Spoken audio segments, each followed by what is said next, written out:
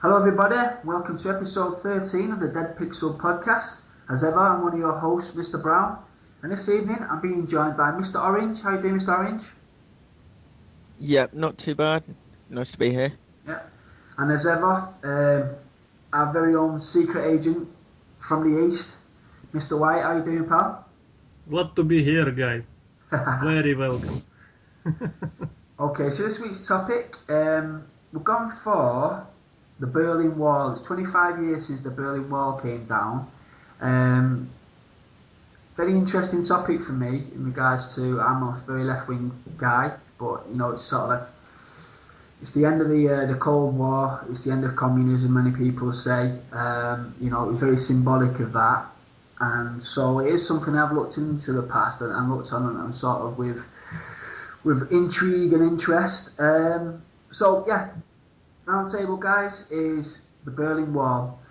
Mr. White. Now there's a rumour that you laid the very first brick. So I don't know if that's true, but what are your thoughts on the Berlin Wall, pal? Well, 25 years on. It is quite an interesting subject, I must say. Thank you for inviting us to the show. At least, you know, it's a bit more to the east now. So, in regards to the wall itself, I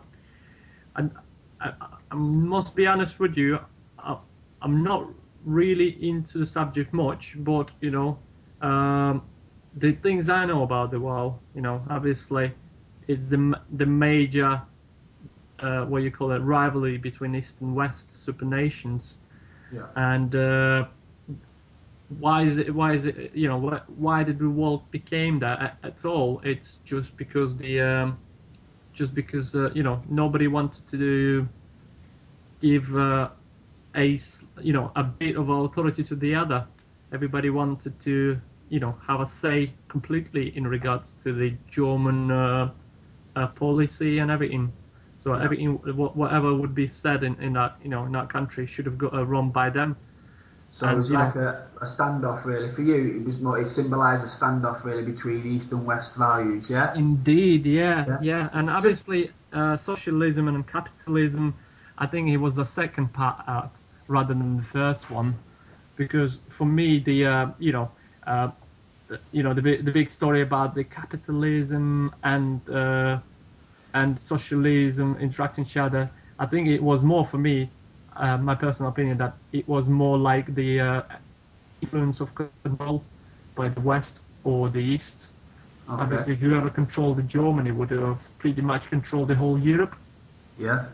And, Well, you I'll know, tell you what, Mr. White. There, what we'll do is we'll go into this obviously in a lot of detail. Mr. Orange, I'm just after like your initial thoughts. You know, you grew up and it was there when you were a young boy, and it fell probably when you were a young boy as well. But what's your like initial feelings when you think about the Berlin Wall today? Does it even come into your consciousness, or is it just something? Is it just a relic of the past, of the Soviet past, or? Yeah, I think it's not something unless you were, I think unless you were aware at the time that you'd be that knowledgeable about or that politically invested in. To me, it's always seen as kind of it's part of a strategic thing. It's not part of it's just how I would say it's part of war, isn't it? Keeping Okay. control of certain land, and in terms of sort of obviously communism against capitalism, and that was it was just the dividing line, wasn't it? Yeah. Okay. Well, I'll tell you, just for our listeners and obviously for ourselves as well, I'll just give a little bit of background on Germany at the time. So East Germany was under Soviet control by the end of World War II. So basically, World War II happened, defeat of Hitler, and Germany was split between what we would call the Allied forces and then the Soviet communists. So from 1949 to 1990, East Germany was under Soviet control. The Berlin Wall, actually, it's quite a funny one, this, because if people were to look on a map, and I will put a map up as well for people to see, Berlin was actually in the middle of East Germany. It wasn't the dividing line as such between East and West. I mean, it wasn't a literal geographical dividing line between East and West. It was in the middle of East Germany, and to give you an idea, it's very much, I suppose, like Gaza is in Palestine, where Gaza is separated from the West Bank, but still part of Palestine, and is surrounded by Israeli wall. Although in this case, West Berlin was completely landlocked by the Berlin Wall, and it was created because a lot of East German East Berliners were crossing over continuously into West Berlin and getting that sort of political asylum, and it was getting so much. It was such a drain on East Berlin that the wall was built to stop this sort of flow of migration. Although he didn't create it, the most famous leader of East Berlin or East Germany, the GDR, was Erich Honecker. And it was him that really made this emphasis on the Berlin Wall and kept updating it and making it even more severe and everything, right? And in the end, I mean, it was absolutely ridiculous. It had like 30,000 border guards. The funny thing was, and we'll talk about propaganda in a bit, for the East Germans, it was actually called the Anti-Fascist Protection Barrier. That was the sort of propaganda name for the wall, which I just think is a fantastic achievement for propaganda there. We're building this wall, yeah, it's to keep our people in. Everybody knows that. It's not to keep anyone invading, but let's just call it the Anti-Fascist Protection Barrier. I just find that, hysterical in a certain way. So yeah, and within West Berlin, there was 2 million people now landlocked, having all the rights of the West and what. It wasn't actually part of West Germany itself. It was independent. It was sort of like an economic zone for the Allies. It was split between Britain, America, and France. And it was just basically a landlocked area called West Berlin that was there as a symbol for the West in the heart of East Germany. And for East Germans, they saw it as sort of like an open sore, really. That's how they really viewed it. But as people know now, in 1989 and 1990, it was brought down. And really, the catalyst for this was Gorbachev, who was the newly elected Soviet president. First secretary. Sorry, first secretary, correct. He basically said he was no longer going to support East Germany militarily, and with this particular catalyst of pulling that support, there was an attempt by Honecker in East Germany to say, right, how can I liberalise quickly in order to appease the people? So what he did was he got one of his Politburo spokesmen to say that East Germans could now travel to the West if they wanted. And when asked when could this be possible, he basically said an almost kind of off-the-cuff remark, immediately. What happened was millions of people then went to the borders, and there was the border patrols. Yeah, the border patrols weren't ready for that because it wasn't actually set up. It was kind of an off-the-cuff remark to say immediately, and so they came across, and obviously they went up to the Berlin Wall. And that was the catalyst, really. So a little bit of history there.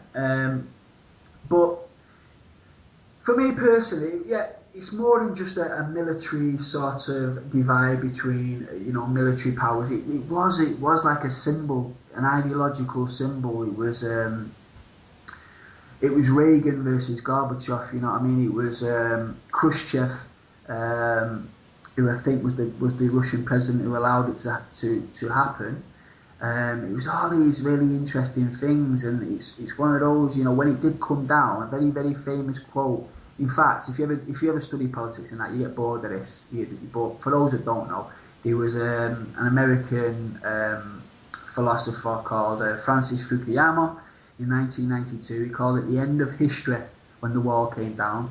He basically said it was the fall of communism, and it meant that liberal democracy was the winner, and it was the end of man's socio-cultural evolution.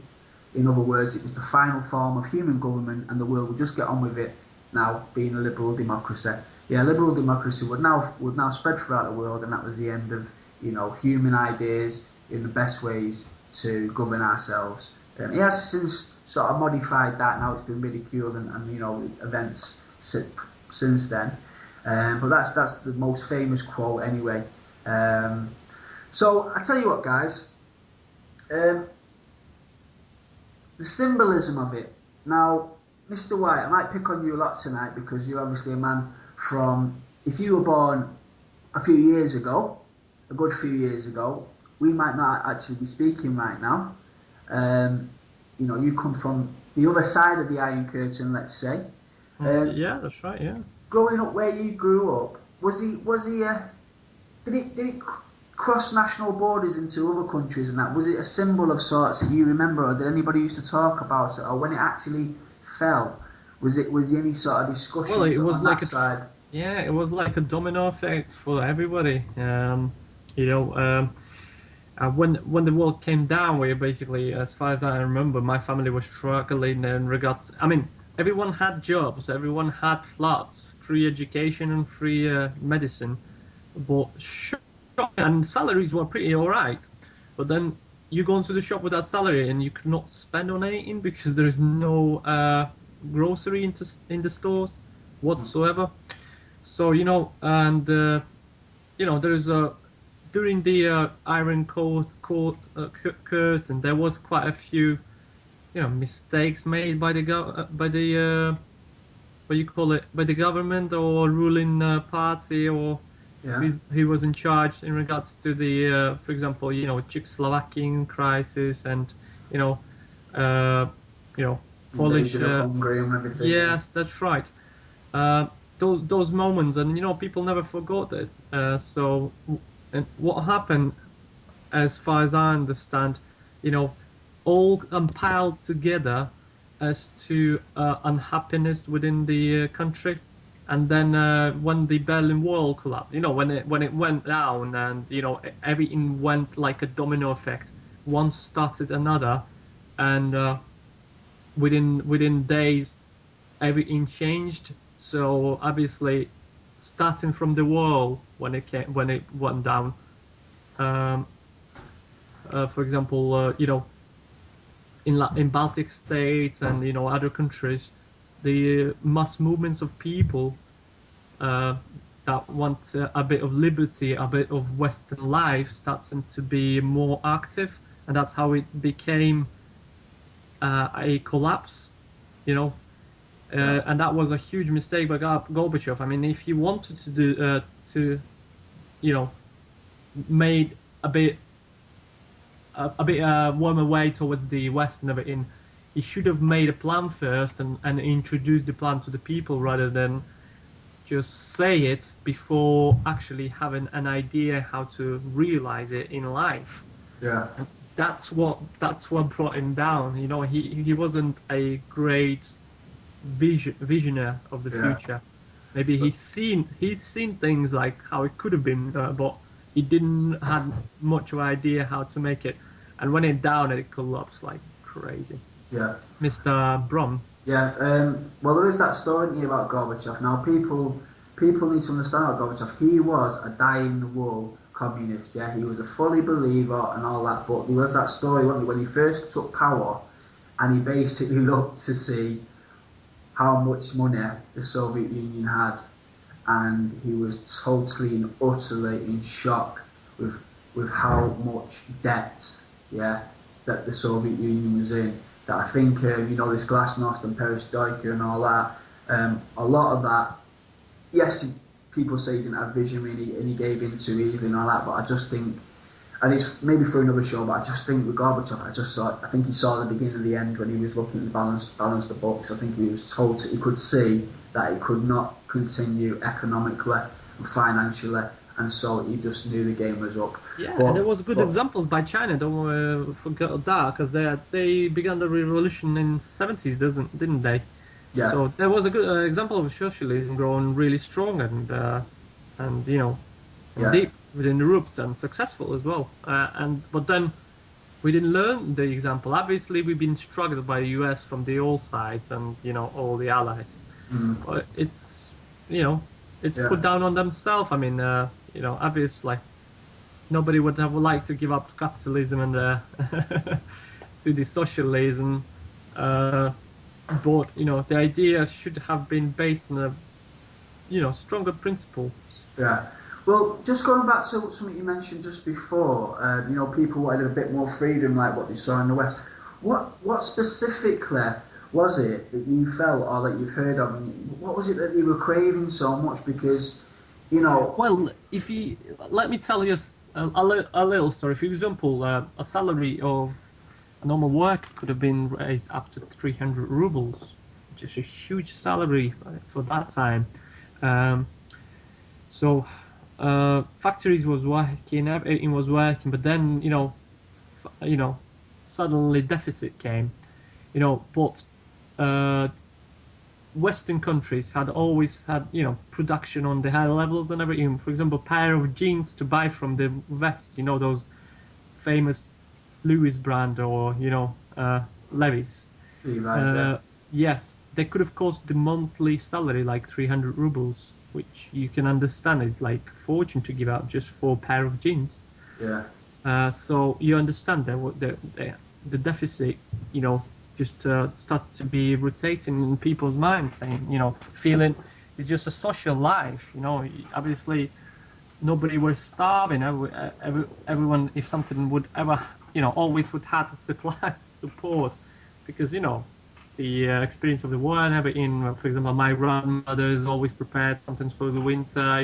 The apples and there was a great culture of savings and everything. But the thing is, there was really low amount of resources going to the social support of life. Then I'm not talking. No, don't get me wrong. I'm talking about just the grocery in shops. I'm not talking about, for example, medicine and education, which was brilliant. I mean, and the housing. There was, there was huge housing market, always building new buildings and everything. That was amazing from the point of view of the socialism, because you always been secured. You know that as long as you create a family, you will, you will be given a flat. If you're going to be a multiple children family, they will give they will give them a bigger flat. You can always rely that you receive your education, and you would be postponed it, and then a work will be always given, even if you don't want. Unfortunately, there was no place for the lazy people. If you think I wouldn't work, the people would come up to you, and unless your work isn't related, for example, like actor or something like that, you would need to. And I think it's a great society in that regard, because there were no homeless, no jobless, because my strong opinion is that the human must have work. And it raises him spiritually and everything. As long as you don't have work, you're gone mentally, physically, and you're losing yourself as a personality. You do not evolve. You just degrade. and yet, as much as it's been painted there as a quite secure and fundamentally you've got stuff to do, Mr. Orange, yeah, as a child of the West, capitalist West, what do you think it was then that they were craving so badly? What is it? This concept of freedom, yeah. What do you reckon? Was it just a propaganda victory for the West, or do you think there's something there that we have that is worth? Because don't forget, people used to die trying to get over this fucking wall, yeah, to get to the West. And yet, from the way that Mr. White's described it, it didn't sound too bad. So what do you reckon it is? Just what's your gut feelings on it? I know it can be quite distorted within your own ideology, but what do you think it is what these people crave so badly? I guess it's. I mean, from everyone I've spoken to who's actually been under communism or anything, it's always the same thing, that they just felt very controlled as people, and obviously if you go back to like sort of psychology and like True. Maslow's hierarchy of needs and that, it seems like all of the important things were fulfilled, Mm-hmm. but it's just that I don't know, maybe that control over your life, that control over your destiny. It doesn't seem like there was. It's not to say it couldn't be in that system, but it sounds like in the system which was developed, there wasn't much freedom, and it was very sort of regimented and dogmatic. Yeah. I mean, the thing is as well, there's absolutely no doubt, and it's been proven like today that the Allies, the absolutely hyperinflated West Berlin and West Germany to make it look like an absolute, Paradise, yeah. playground for everybody was a millionaire. Do you know what I mean? They sent West Berlin Film Festival every year. Marilyn Monroe went and all that. Do you know what I mean? So it's almost like, look at us, and there's absolutely no doubt whatsoever that we know, in today's world, that for every millionaire in the capitalist system, there's somebody begging on the streets. This is the way it has to work, the system itself. But, as an East Berliner who feels like, there isn't much hope for, and it's this idea, I mean, Mr. White touched on it before, but I just find it so depressing that, this idea that they want these consumer goods, these Levi jeans and all that these fucking items are so seductive, that they have so much, what's the word, so much energy and aura attached to these basically, denim jeans. Yeah, but the brands and the glamour that's attached to these things can force people to say, I want that. I mean, we see it today with like iPhones and all that. It's basically plastic and metal. It's a bit of a gadget, but it's. As a gadget geek, I must disagree, but But I always think that technology. Because East Berliners were so educated and so force-fed, this Marxist ideology, that you'd think they would sort of look on these consumer items and just laugh and think, okay, you've got your bits of plastic and your denim jeans, but we've got, community. We've got community, and we've got, education, and we've got the top health, real social things. And they always think, Jesus Christ, no matter how you try and educate people and try and elevate the spirits and the souls, it always seems to come back to they want fucking Levi jeans.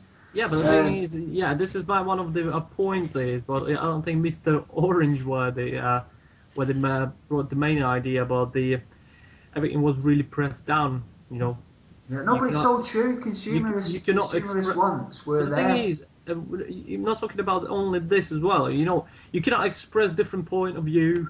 You cannot gather more than more people, and you cannot discuss political stuff with your friends and that kind of stuff. Otherwise, someone can just report you, and you'll be sent off.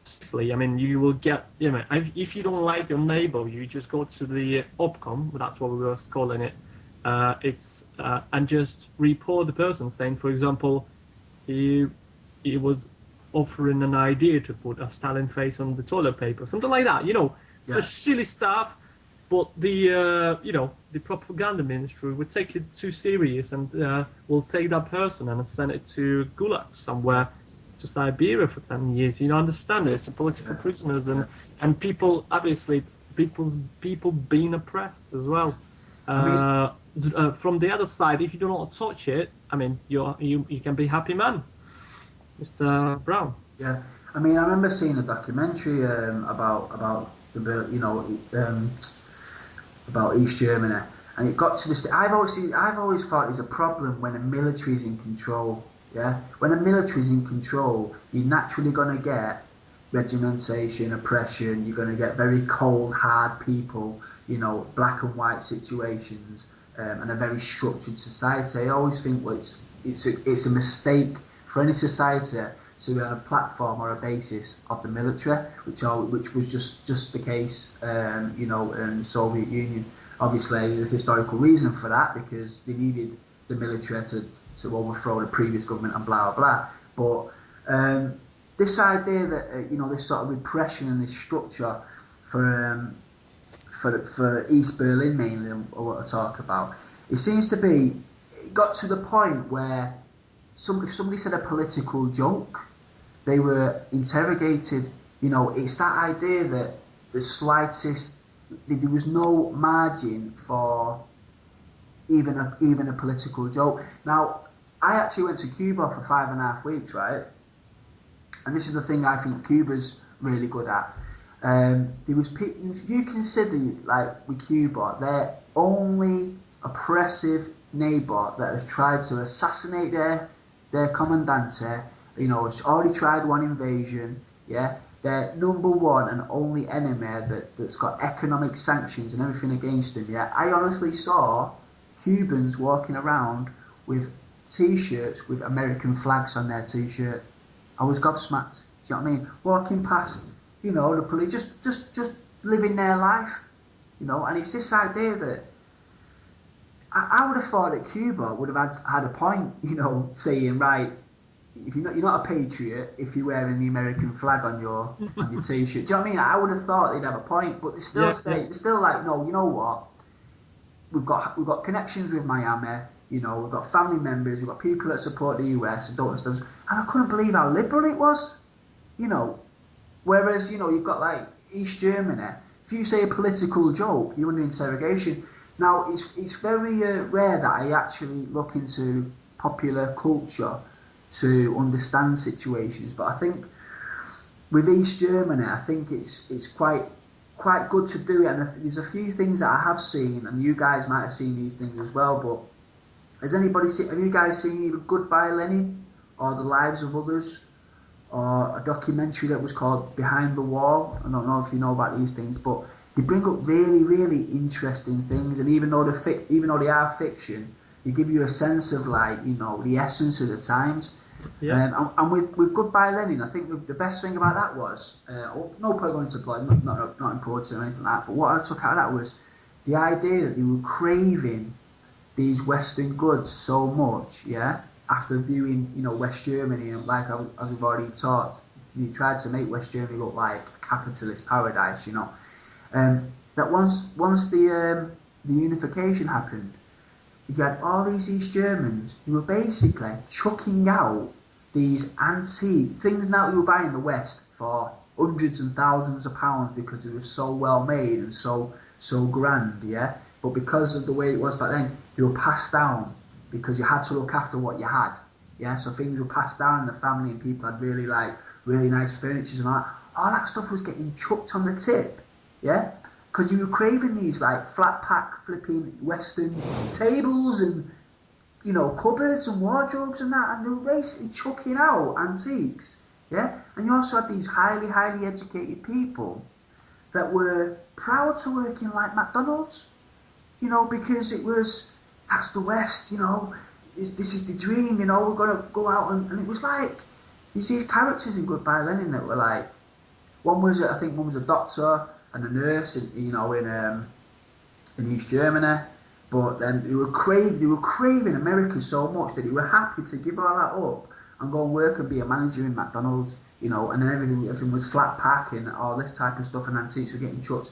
It was just like, it was like a parallel universe of what we consider now to be the good life. You know, we would consider doctors to be the good life. The propaganda didn't stop from the Western side when the USSR collapsed. What they did, they must secure the victory. That's what was their main point, right? And obviously they're going to make these documentaries, and not everybody was happy from the. But there is a lot of patriots and people that, you know, still living in Russia, thinking, you know, that, you know, not saying by what they saw after the life, but saying even before it shouldn't happen. You know, I mean, I got plenty of stories and, you know, life experience from my family saying it was great, and you know, it was one of the best time of their life, but you know, it was complete. Yeah. That's the problem, probably. Yeah. Well, obviously, you find the people who goes to the West saying, "This is what I, you know, wished all my life," and, you know, because they've been properly brainwashed by the commercials, by the, as you said, the playground of the West Germany, you know, as a good example. But then going to New York and at the late 80s, and seeing the crime and then just crazy things happen, the homeless people, and, you know, Yeah, well, I'll tell you what. Here's an actual, like, a real example that most people will probably be quite shocked with. Now, I know you mentioned before about sort of when the Berlin Wall came down, it was a bit of a domino effect. But actually, the literal first steps were taken by Poland and Hungary. They were the first ones solidarity movement, is it? Yeah, to lower their borders. And they never had anything like the war or anything like that, but, you know, to open their borders and whatnot. So they were really supposed to catalyst for that domino effect. But taking Poland, and as an example, Mr. White's just saying there, where people may have felt like they fell for some kind of propaganda from the West.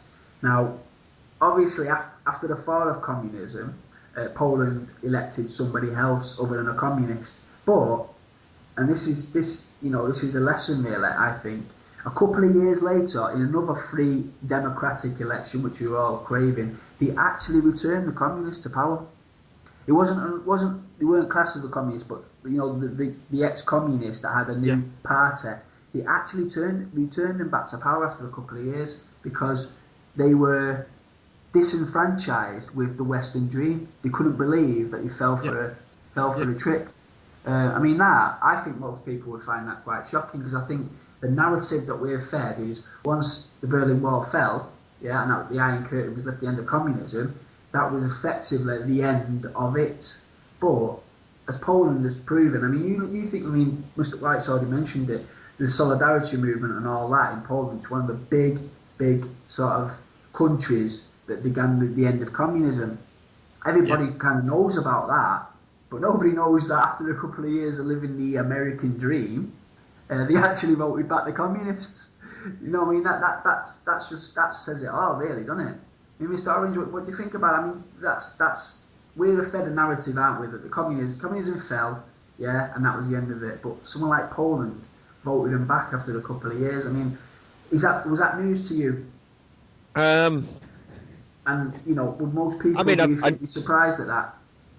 I wouldn't be surprised at it. I think it'd be common that, you know, you would get people who kind of or countries which, you know, change their politics and go back to communism, especially not long after. I think obviously we're not going to hear about it because we now live in a Western capitalist society, and I think falls under the age-old the winners write history, don't they? So they're not going to mention those things. They'll say, oh, there was a couple of issues and then it fell in line. But it's nice to hear from a left-wing perspective, but I mean, let's break this down, Mr. Orange. I mean, me and you we're overtly left-wing, but we wouldn't want the Soviet system, would we? There was obviously problems there. I mean, and also just to clarify about Poland again, not long after that, he went back to, you know, a capitalist government, let's say. So it was more of a. But I mean, it's going to have. I mean, surely it's got, especially when the rest of it is falling that way. I mean, it probably didn't have a choice, you know. I mean, I think there's going to have problems with trade and problems with, you know, running on its own with no support around it, and it's just going to be, well, it's the dominoes. Once a couple of them, once all of them are going, then the rest of them follow. Yeah, but surely it is this idea that it's, you know, it was a propaganda war, wasn't it? And you know, the West were masters of it because they had glamour on the side, you know, and glamour is such a powerful psychological tool. Yeah, the East Germans had efficiency, which is fantastic, but it ain't sexy. Yeah. And West Germany had glamour. Well, you don't. The thing is, you don't even need with getting. And Levi jeans. I mean, but getting I think to capitalism. Everyone should have a pair. Yeah. Capitalism doesn't even need to have, you know, it doesn't even need to deliver. All it needs is to offer a dream. It doesn't need to deliver. Exactly. Oh, so good point. Yeah. It's very easy. You can just and when that dream doesn't come true for you, and you're old, you don't have that opportunity again, and you'll just be some old crank who is shouting at the system. Yeah, and also as well, that is some sexy. Yeah, the ideology of sexy point of view. the ideology of capitalism is as well, which I hope people know is complete bullshit, is that you will achieve your goals as long as you work hard enough. As long as if you get rejected, try again. If you get rejected, try again. It's this American idea that the little guy can overcome. And the thing is, it does happen. It does happen, and they point to these examples and they say, look at him there, he was a dustbin man and now he's president of the United States, But we're talking about, the reality of most people. It's not about working hard, it's about being in the right place at the right time. There's loads of things going on for you to get there, but the dream is, yes, you are right, Mr. Orange, it doesn't have to work, but if it doesn't work, the genius of capitalism is it puts the blame on you. Not on the system, on you. It is genius. As much as I fucking hate it, I love it. So anyway, going back to these sort of fictional films and whatnot that I don't tend to use as examples for pushing ideas forward. But there was one there. There's a documentary called Behind the Wall. I highly recommend this. It was all about interviewing East Germans and everything. Yeah, and there was a couple of things I thought were lovely. One of the East Germans said, who become a little bit sort of disillusioned in the West Germany. Even though she'd been quite successful in the West, it wasn't like she wasn't able to make a life for herself. In fact, she ended up moving to the US to become a lecturer, I think. She was saying she found, especially in American culture when she moved there, people judged others on what they were wearing, and what hair and makeup and that. And she was saying because none of these things, there was no funds to fund this kind of lifestyle. She said, growing up, if there was no, especially like in playgrounds and all that, there was none of this like, oh look what he's wearing and and this type of thing. None of that existed. It was completely alien to her. And when she saw it herself as a lecturer in the same campus and that, she couldn't believe like how fickle and base Western ideals were and what people found were important. I found that a fantastic. I mean, nobody can deny there's achievements there. There was achievements there that are totally. It was almost as if, right, we have to destroy everything to do with communism because that was the enemy and we've won now. So let's destroy and burn every single thing, even the positive stuff, But I mean, Mr. White has a lot more examples of me, and obviously family members and that. But I've been left wing for a hell of a long time. I've been to left wing countries and I've spoke to people that lived on the Iron Curtain. And I have to echo what Mr. White said there. I have met people that lived in Czechoslovakia, the old Czechoslovakia, who had fantastic childhoods. The woman I know, her father studied in Belarus University, and he was absolutely loved it. For a certain people, it was fantastic.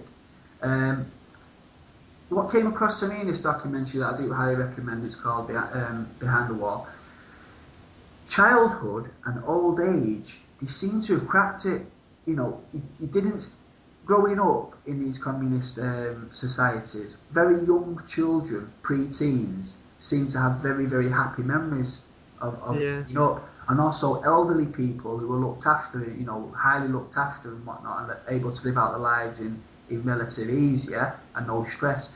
Those two groups seem to have really liked this system. And I spoke to absolutely loads about this. And obviously, Mr. White, I'm sure you'll echo this, yeah?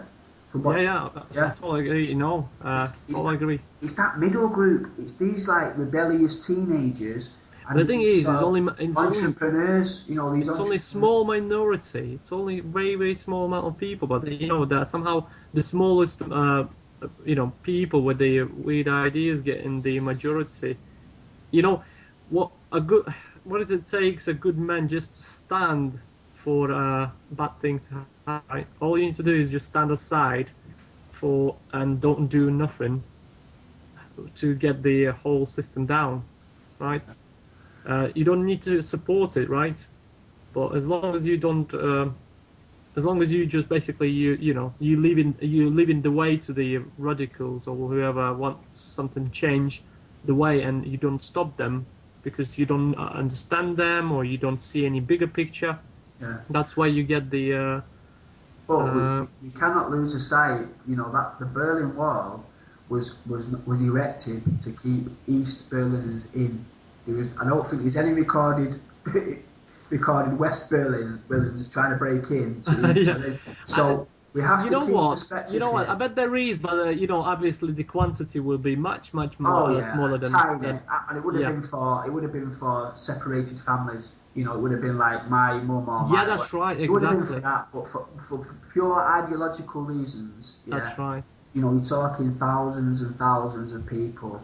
I mean, in fact, before that wall was erected, it was millions fled. They say there was. I remember there was that kind of examples. For example, a family, in West Germany, been sending letters out to the family on the east side, and those letters been help written by the CIA agents as well. So they sound really really tempting. Like our life in here is like beyond the measure. I wish you could experience hot water every time and that kind of stuff. Those type of things. Just put it on the points rather than for example, we achieved this. Everyone have a house and everything. This type of stories. But obviously, everything been worked. I mean, every single thing in this world been used by just losing my words. Basically, everything in war is Everything in war is justified. acceptable. Justified, yeah, acceptable. Yeah. So, Yeah, I mean, but I kind of, when I start getting on one of my rants and that, I always seem to sort of be biased towards the left, but I do not want to come across as someone who thinks, oh no, actually it was all wrong and the East Berliners must have been crazy to what comes to the West. There's stuff there that I am dedicating my life, and dedicating the rest of my life to understanding the positives and the negatives of these two systems, and trying to sort of wean out the best and the worst of both. And for me, it's not a case of I always seem to amplify the benefits of the East, and whatnot, but I sometimes have to be reined in because the facts speak for themselves, guys. People died trying to get into the West, and whether it was for propaganda reasons or whatever, that's one thing. Oh yeah, no, definitely. But there must have been something systematically wrong with the East, yeah? You wouldn't put your life on the line simply for propaganda reasons. There must be something within your life that felt so constrained and so suffocating, and I think, in fact, I'll tell you what was quite an interesting thing. There's two massive propaganda pieces, one from the West and one from the East. The one from the West we'll probably know about anyway. You probably will have seen the image, and I will put it up on the podcast. It's a East German border guard. As they were erecting the wall in the early days, he jumped over the wall into the West and ran off. Now, it was caught on footage, and it's a very, very famous picture. And he was called, he's actually called Konrad Schumann, which makes me laugh a little bit because he would have been called Comrade Schumann in the East. But when he jumped over into the West, he would have just called him by his name, Konrad Schumann. So he went from Konrad Schumann to Konrad Schumann, in the space of 2 feet, jumping over the barbed wire, which I just find that, sometimes, man, I just think he must be a god and he's taking the piss. But, and for the West, that was a massive propaganda piece. Yes, basically saying, look at this image, it's a fantastic image, you wait till you see it. For the East, they had their own guy, and it was a bungled escape into the West that ended up with the escapee shooting and killing the border guard, a 21-year-old border guard, East German, called Reinhold Höhn, and he was basically made a martyr. So you've got these two propaganda wars. This guy was killed protecting East Germany, and he becomes a martyr. This guy was an East German border guard, and he jumped over to the West because he knew it was wrong. You've got this real sort of propaganda thing going on. Oh yeah. But with regards to propaganda, I can't actually remember what my point was here. Sorry, guys, I went on a bit of a rant there. But it's this idea, I suppose, of propaganda is only one element into it. It's only one element of something. You can believe something all you want, but it must be something intrinsically wrong with your life for you to believe that propaganda so much, yeah, that you put your life on the line. And I think there's nearly 200 people killed within those years trying to cross those barriers. And people need to understand, when we're talking about a wall, we're not just talking about a wall. We are talking what was called a death corridor. It was a space in between the two walls, yeah. It had machine guns. It had booby trap machine guns. So if you actually like triggered a booby trap machine gun, it would shoot you. You wouldn't need a bodyguard. Yeah, it had mines. I mean, there's got to be something wrong when you're putting mines and booby trap machine guns in a death corridor to stop people scaling a wall. I mean, I don't know if you guys know that my favourite Sex Pistols song is The Berlin Wall. Mr. Orange, you wear The Berlin Wall? It's your kind of music, isn't it? It's got a great line. It's like saying, the Berlin Wall, I can't get over the wall, I can't get under the wall, I can't understand this shit at all. That's like the lyrics to it, and it's just so true. It's like, you know, you can be absorbed into the whole politics and the historical things and all that, but when you break it down, it's a fucking wall, yeah, and they will blow you up if you try and scale it. And that, I think, when it gets to that point, you've got to hold up your hands and say, we failed. There's something wrong. You know, we don't need protests. We don't need mass. When you're putting mines next to a wall to stop people scaling it, I think it's time to just man up and say, right, there's something wrong. We're not sure what it is. We're pumping millions, billions into it, but something's wrong. Let's just destroy it. And I mean, Mr. White, take away your Levi jeans. Okay, there is a consumerist element. Okay, now the socialist society you described, and the socialist society that's been described to me by people that I know, don't sound too bad, yeah. But if you could, it wasn't that bad. If you could put, you know, what was it fundamentally? Because actually, this might surprise people. Opinion. Well, this might surprise people actually. The number one reason for East Berliners when they said why do you want to go to the West was actually because of freedom of movement. It was the idea that if they went to West Berlin, they could fly anywhere around the world. Now, it was that idea of this freedom of movement. Yeah, so, I think so. That's one of the points. But the thing is, USSR was such a large country that you could travel within the country miles and miles, and it was allowed and accessible. But the thing is, you know, there was a people that you still been in Soviet Union. I don't know whether you know that or not, but the people could have traveled very, very in small amounts, and obviously, sometimes if you want to go to Italy, for example, it is hard to get the right reason and everything, and you know, there should be a proper reason, and you should be, you know, like your family should be left back, so something to return to, right? So those kind of things were there, and this is one of the right things, I must say. Yeah, I must agree to it. The freedom movement was one of the strongest ideas as well.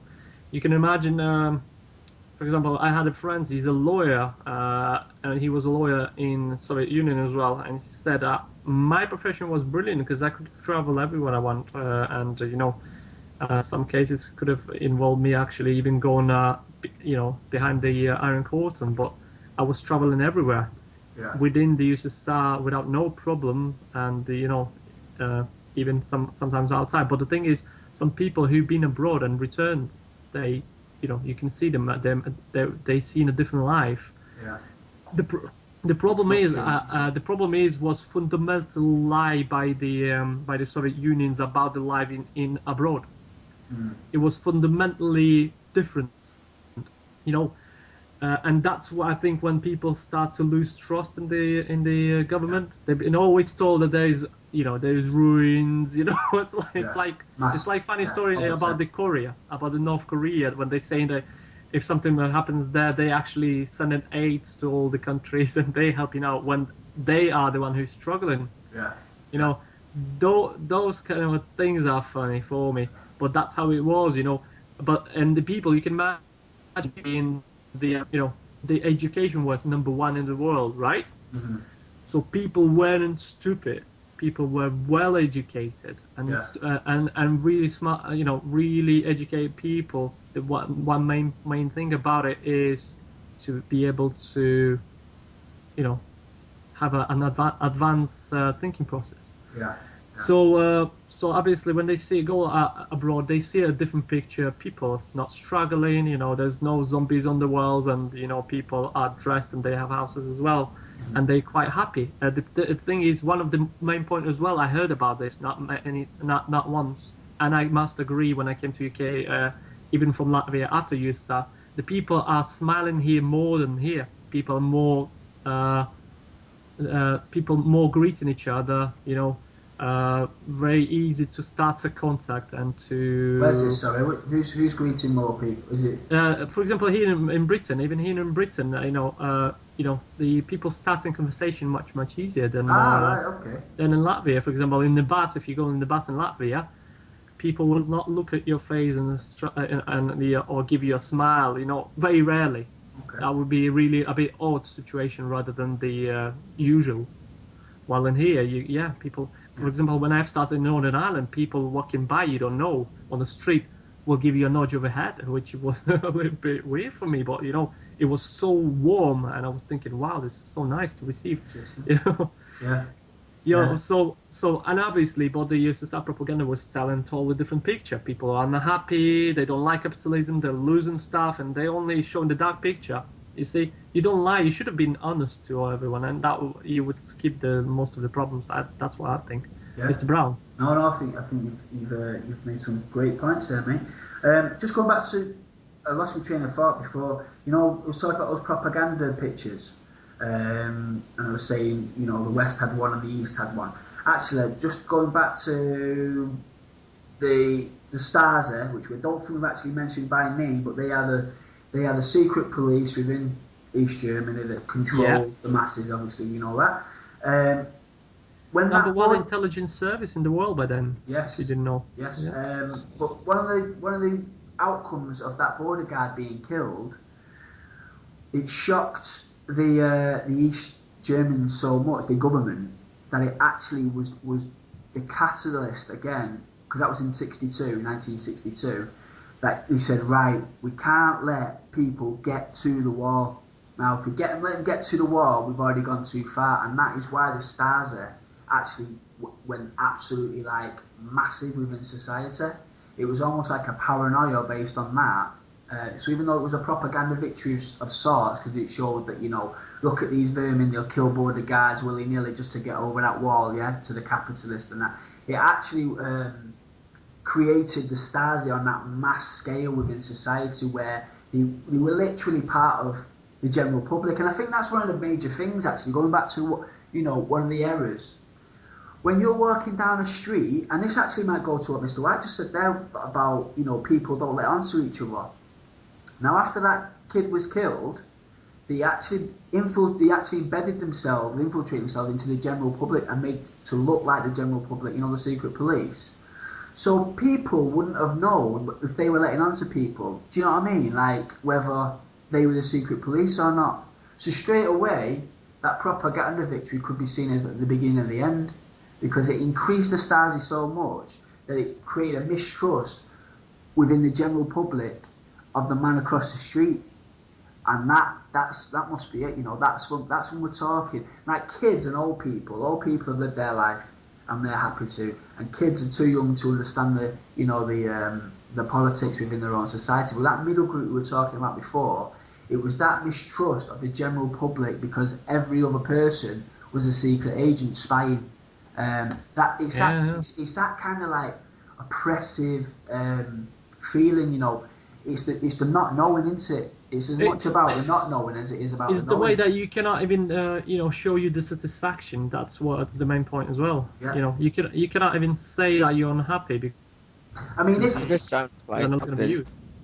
It just sounds like there's absolutely no opportunity for any checks or balances. Correct. I think that's completely undemocratic and. Yeah.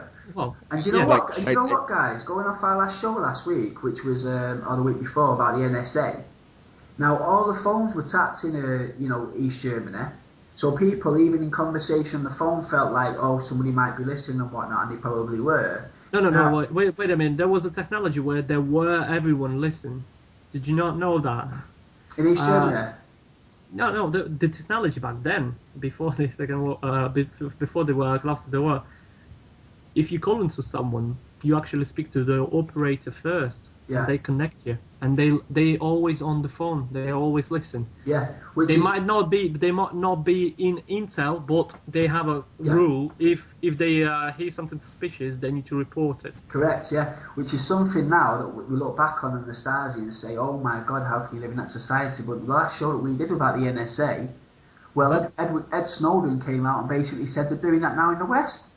So people need to be aware and maybe use East Germany as an example of Yeah. how it can happen. And there's no point pointing the finger at these historical events and saying, look how bad they were back then, when it's happening again under our very noses. So I never actually made that connection before, but these things that made people feel so oppressed were very much, people spying on him all the time and people tapping the phone calls. That actually amplifies our show from the other week, because that is a society that was created in East Berlin and East Germany, that people were dying, actually physically, literally dying in order to escape. So let that be a warning to us, eh? Mm-hmm. Yeah. And also as well, if we think about Gaza, and if we think about the United States border between the United States and Mexico, where they're building those walls and stuff, I mean, Yeah. do we ever learn? Do we ever actually learn? The walls never hold. You know, The walls are not lasting forever. but they're being put up, aren't they? They're getting knocked down, but they're also being put up. They're being put up in Palestine, they're being put up on the Mexico-US border. Indeed. And yet we have this, it's 25 years celebrated throughout the world, coming down, this wall that's coming down. They're being erected. Yeah. They're also being fucking erected.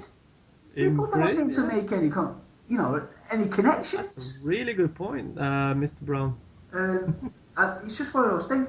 And also as well, going back to, I was talking about films like The Lives of Others, this is another one that I do recommend. This is about a guy who was in the Stasi, and he starts off, he's not there doing it as a job, he's doing it as a belief system. He believes in East Germany and all this type of stuff, and it's about how he's a phone tapping guy and people are under suspicion. And also another thing as well, which I think is vitally important in communist societies, because, as Mr. White quite rightly pointed out, consumerist goods were at a premium, i.e. there was not a lot about, there was a different type of corruption there than we get in our societies, and it was anybody that's attached to the Politburo or the higher echelons of the local communist councils within an area, they would actually have better access to these resources. So there's that kind of corruption where do us a favour or blah blah blah to get these sort of goods, and people were very much in the pocket of the local hierarchy. It was a bit like a mob style thing where you do this for me and I'll get you 50 cartons of cigarettes, that type of thing. And it's very much highlighted in The Lives of Others, because there's a young actress there and she's part of the ballet, and she wants to get on, and she actually ends up having to sleep with this disgusting communist Politburo guy who knows very well that he has to say the word for her to get on, and it's that very much higher. I mean, this is the contradiction of communism, isn't it? It's supposed to be classless, and yet, Yeah. And as soon as it's a revolution, there's a class there, a communist class. Anyone who's not a communist is below that class, so straight away there's a hierarchy. That's right, indeed, yeah. And when there's not a lot of goods going around, it's that idea of that sort of that corruption. That's again, it's to do with like, oh, I have to do this for him, and then it's basically like the mafia, mate. It's like mafia run, really. They've got access to all the resources and all the glamour and all the luxury, the very little that's on offer. And if you don't do what they say, or if you don't, sexual favours or whatever, you won't get access to this. I'm not saying this was rampant corruption, but I'm sure it was enough to make an effect on society. Yeah. Well, we must remember the human instinct, basic instincts, Yeah. It's still there. And in fact, my friend went over to Russia after the fall of the Soviet Union, and he said there was gorgeous, stunning young Russian women, that were hanging outside of very expensive hotels, and they were literally willing to give up themselves, bodily, prostitute themselves for luxury goods and a night in a fancy hotel. That's how bad it got. So I've seen that in Latvia as well. Yeah. I mean, I saw it in Cuba, which I thought was a disgrace because Cuba's not actually collapsed. I mean, the Soviet Union collapsed. You know what I mean? You're talking about. Yeah. It's not like that in Cuba. But no, but it was the tough time. You should remember. It should tell you it's just the time when the people didn't have anything. Literally, I mean, before the collapse, at least people had something. There was stability and everything. But then everything gone. Everything just went just crazy. Mm. That's poor. Yeah, I was just thinking,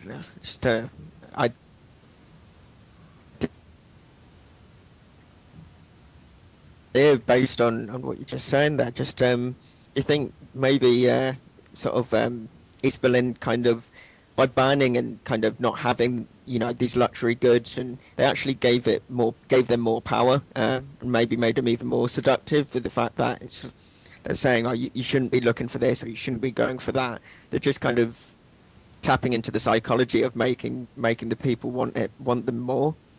Yeah, very good point. Yeah, because they would obviously have said, if the more you buy the Western goods, the less you're bringing to your own economy. So they created their own type of goods, didn't they? Less actually.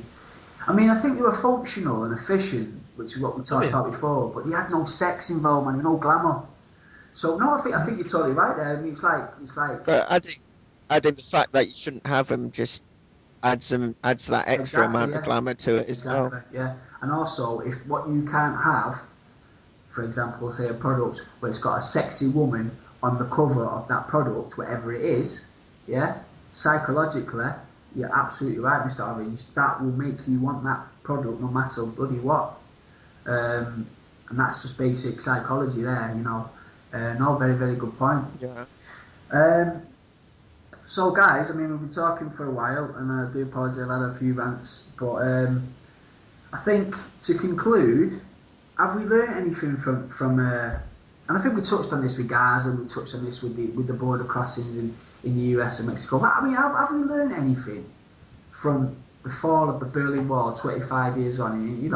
Mr. Orange, go on. What do you think? Do you think the world has learned from the fall of communism and the fall of the wall? I don't think it's learned anything particularly spiritually or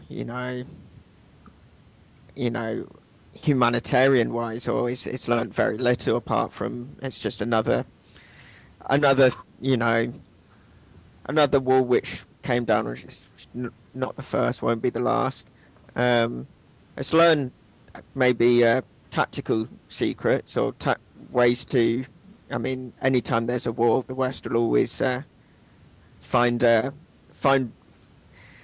ways of doing things. I mean, you talk about the NSA, and yeah, the NSA's probably learnt a lot from the Stasi. Good point. I think the point you're making about the fact that it was the very young and the elderly who actually liked it is a bit depressing, because it kind of makes you think, well, a lot of ex-Stasi workers are working in NSA, if you didn't know that, after the collapse. Right. Yeah, that makes sense. Yeah.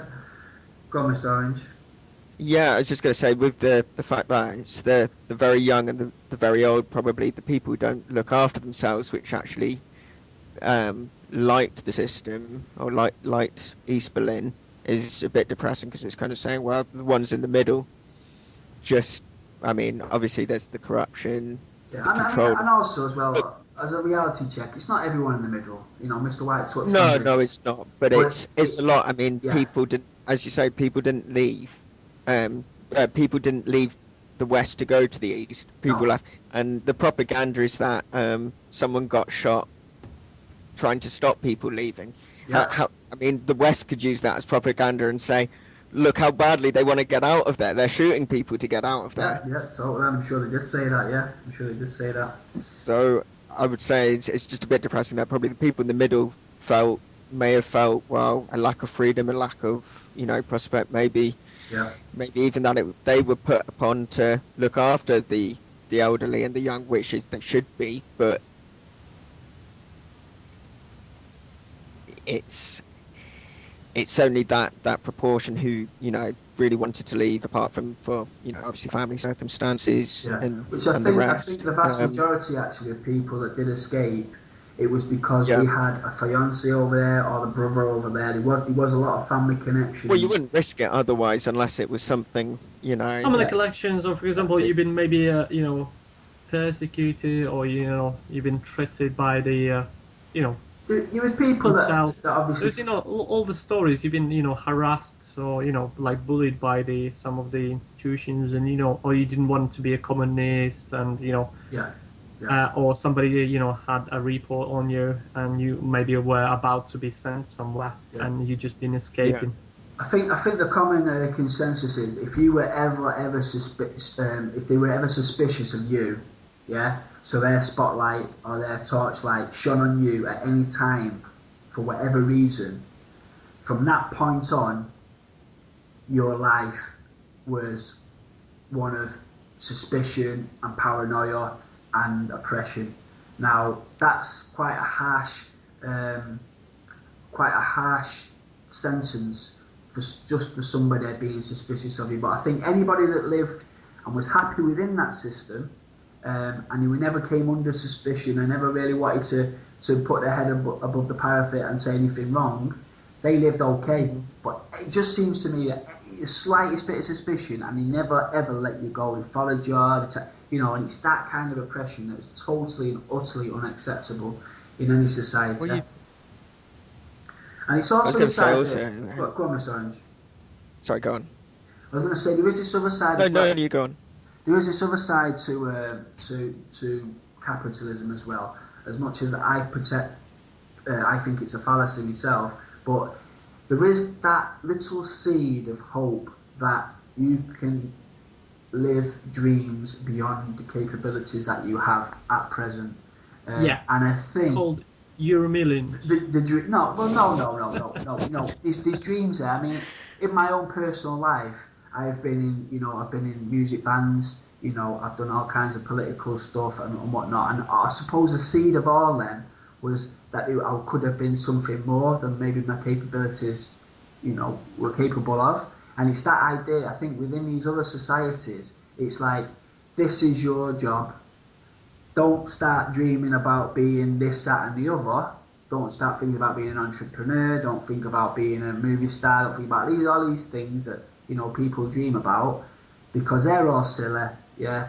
And this is your life. And I think once people see that their life is mapped out for the next 30 years, that in itself psychologically is quite oppressive. Do you know what I mean? I know the reality of my situation. However, one thing that capitalism does do, it allows me, like for example, let's just take this podcast now.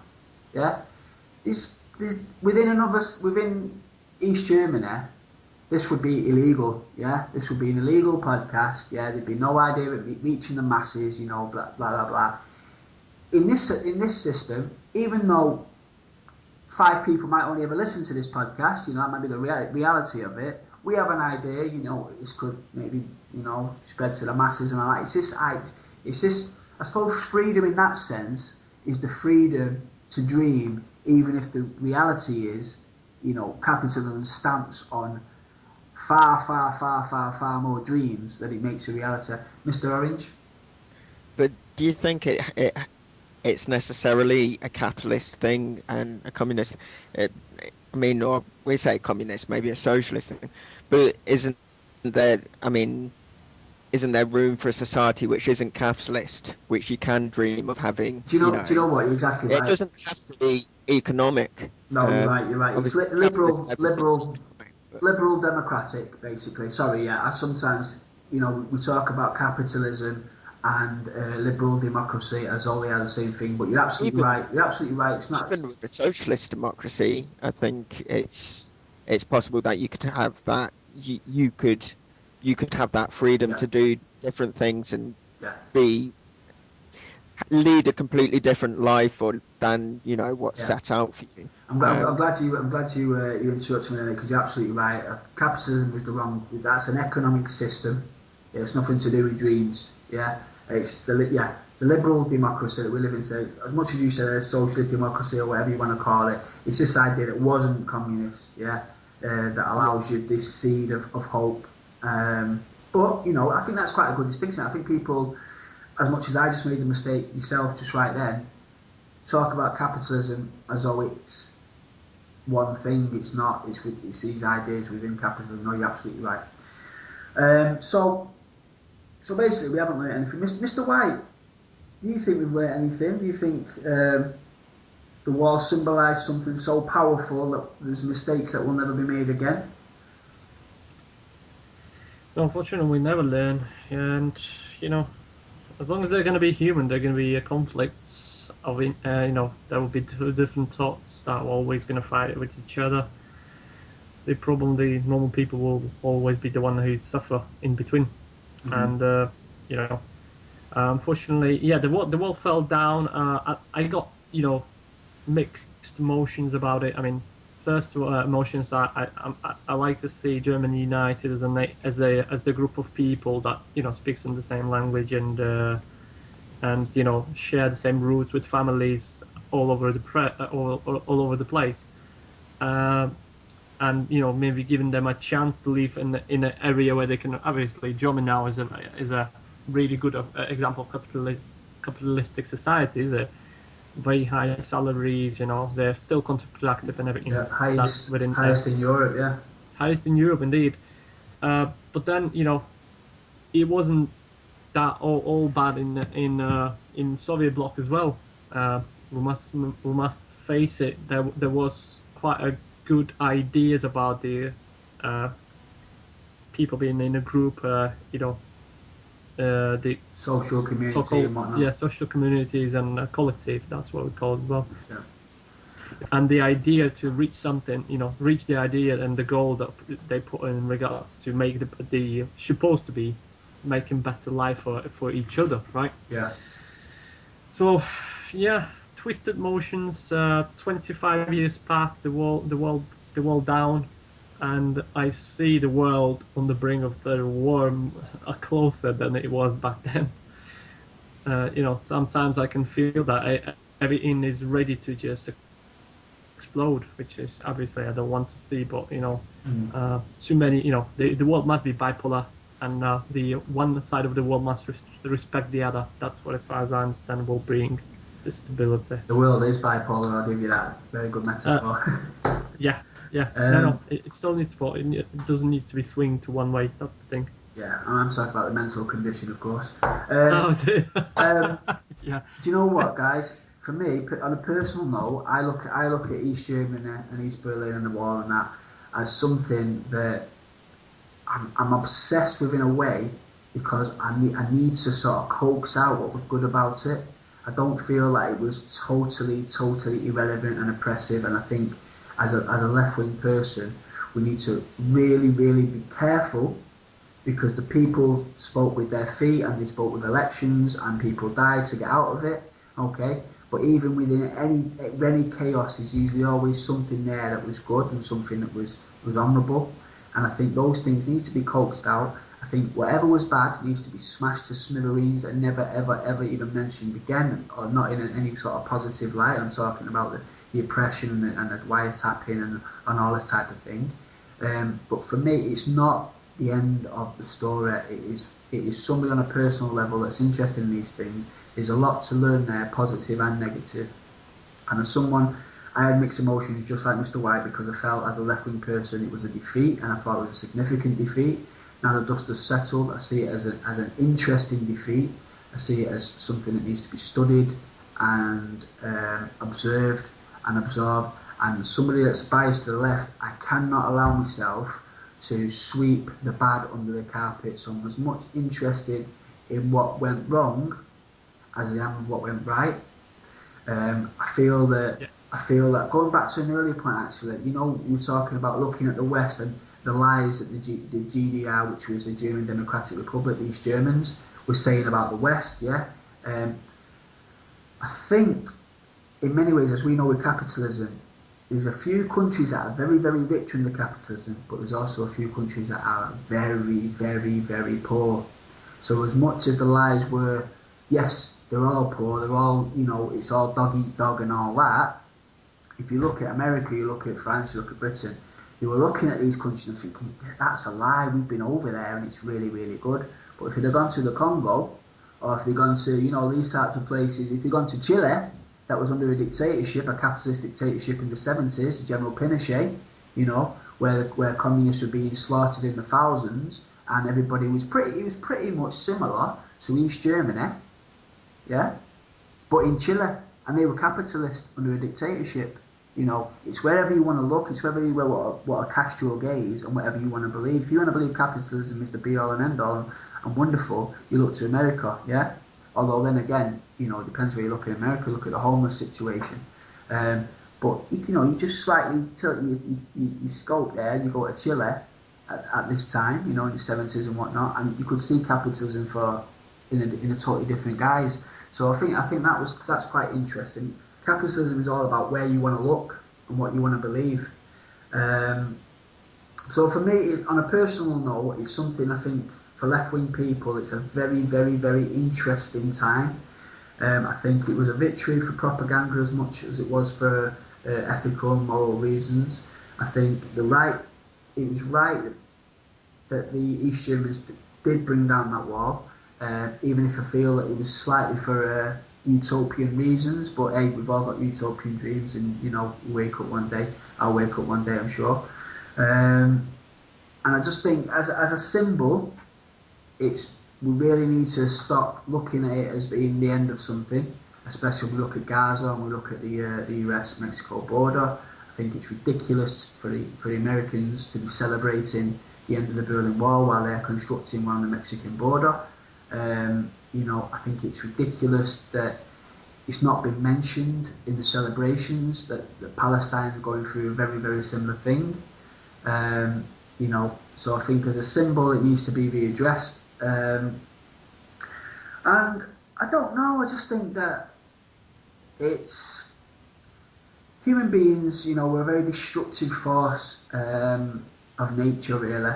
And I don't know if, when you think about ecology and whatnot and climate change, now the West has won in an ideological sense, in a political sense, but we're also, capitalism is destroying the planet. Whereas if let's say half the world was still communist now, you could very much think that climate change might actually have been somewhat, because even though because the industry was so big, wasn't it? But we're saying that people's everyday lives, because there wasn't a lot of consumer goods, people had one car and it lasted them 30 years. People gave their furniture to their children and their grandchildren, and there was a lot of recycling. There was a lot of not for ecological reasons, it's for economic reasons. But I sometimes think that we need, in many senses, for the future of the planet, we need to sort of embed ourselves with these ideas, these Soviet ideas of quality and continuity of what we've got, rather than this consumerism that everybody in East Germany fell for and wanted in their lives. But on the grand scheme of things, that's what's going to be the end of us as a species. So I think sometimes we have to look at something inwardly as a political human experience, but also look at it maybe from an outer worldly experience and say, there's things there that we need to bring back. So for me, it's just that yeah, I'm going on too long. Guys, any conclusions? Any conclusions that we haven't discussed already? Has anybody got anything to say? All conclusions been done when you asked. Yes, no, I do apologise for that last one. I sort of, my train of thought just went on a motorway of destruction. Okay, guys, well, thank you for joining me tonight. Mr. Orange, bless you. Mr. White, bless you. We're still going, 13 episodes in. Long may it continue. We will see you all next week. We're on Facebook, we're on Twitter. Please, share, retweet, whatever you want to do. And if anybody wants to join in debates, please leave us comments. If anybody wants to get involved, honestly, come on If you the want show. to prove me wrong, If you want or to come on the something, show, guys, yeah. you know, we're here. We want to create a community of debate. It's not just about us and our little egos wanting to become famous. That's why we're anonymous. We want a debate. Okay, so we'll see you next time, guys. Thank you. Goodbye.